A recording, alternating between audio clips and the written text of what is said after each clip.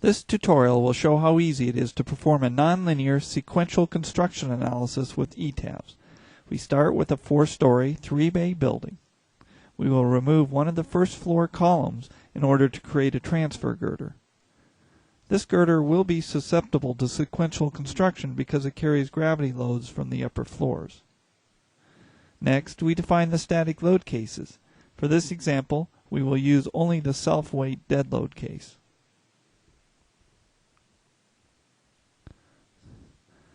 Next comes the key step of defining the sequential construction case.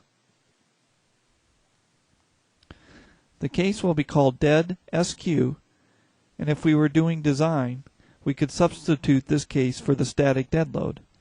We can also specify geometric nonlinearities if so desired, and the load pattern will be the dead load case. The program has the ability to automatically create the active structure, for which the user can specify the number of stories in each sequence.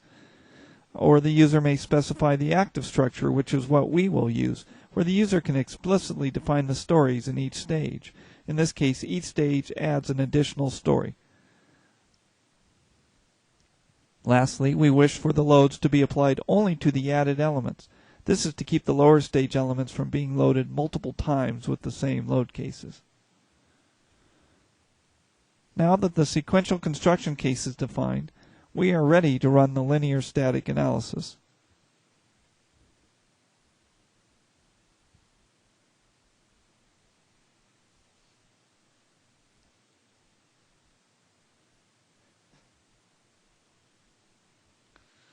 The next step is to run the nonlinear analysis for the construction sequencing.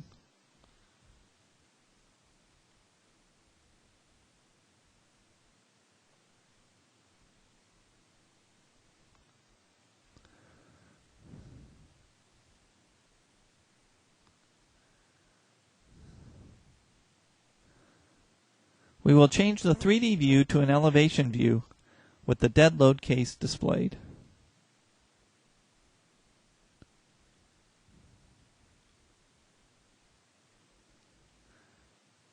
In the right window, we will display the deformed shape from the sequential loading to see the effect that this loading approach has on the building.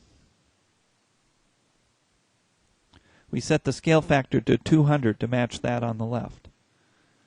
Starting with step 0, the first floor undeformed, we can toggle up the construction stages.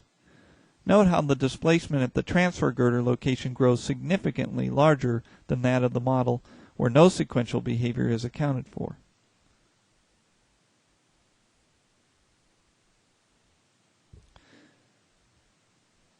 In fact, a right click on the girder shows the displacement to be approximately 1/4 inch for the non-sequential case, while the displacement is more than double when sequential effects are included.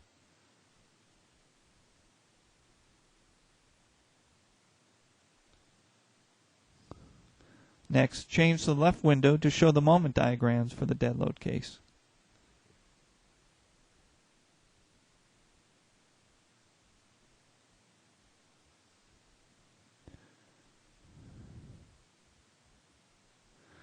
In the right window, we will again show the results for the sequential construction case.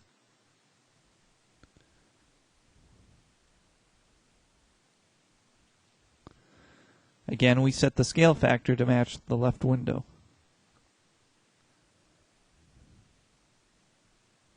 Once again, the moment diagram for the transfer girder is significantly larger in the sequential loading case than for the case where the entire model acts together.